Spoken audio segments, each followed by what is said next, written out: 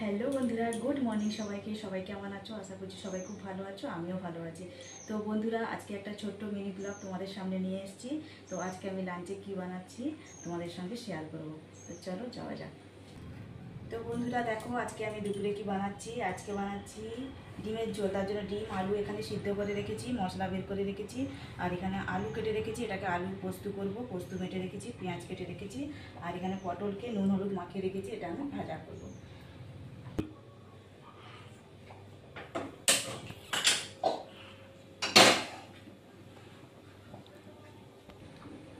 তো বন্ধুরা দেখো, রান্না করতে করতে এদিকে আমাদের গাই এসে গেছে। তো চলো ওকে আগে দেওয়া যায়, তারপরে।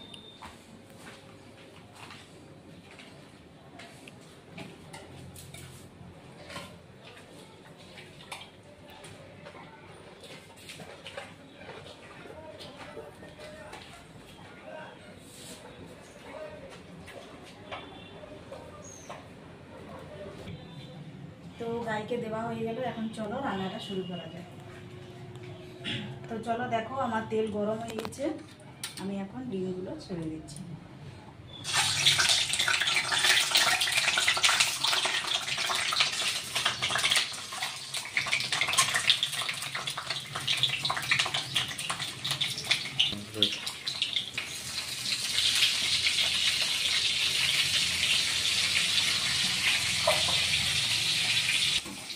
তো এখন ডিমগুলো ভাজা হয়ে গেছে, এগুলো আমি এখন তুলে নিচ্ছি।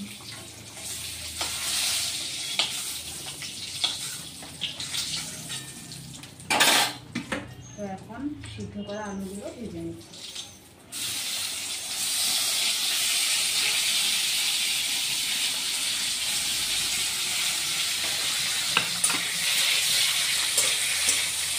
আর এগুলো আমি উঠিয়ে নিচ্ছি।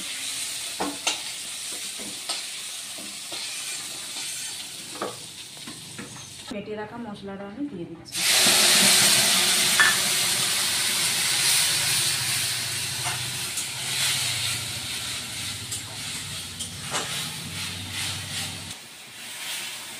এখন কেটে রাখা টমেটোটা আমি দিয়ে দিচ্ছি।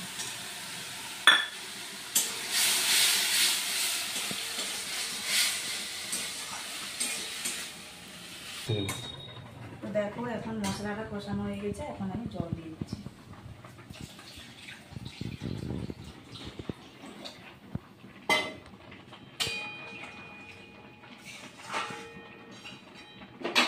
এখন ডিমগুলো আমি ছেড়ে দিচ্ছি।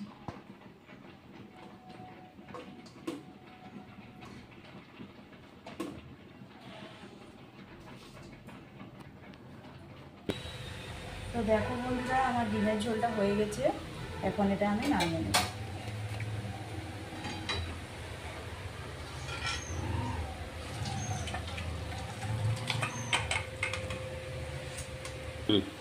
তো বন্ধুরা, এখন আমি আলু পোস্ত করব। তার জন্য আগে কেটে রাখা পেঁয়াজটা আমি ভেজে নিচ্ছি।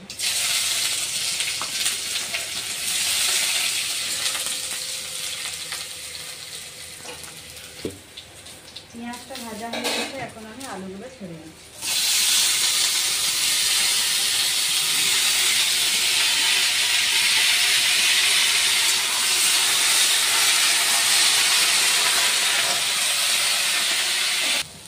দেখো, আলুগুলো ভাজা হয়ে গেছে, এখন আমি এর উপরে পোস্ত বাটাটা দিয়ে দেবো।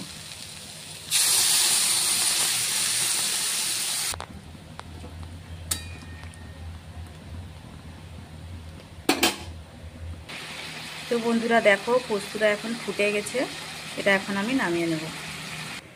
তো পোস্তটা আমি নামিয়ে নিয়েছি, এখন আমি পটলগুলো ভেজে নেব। পটলগুলো এখন আমি ভেজে নেব।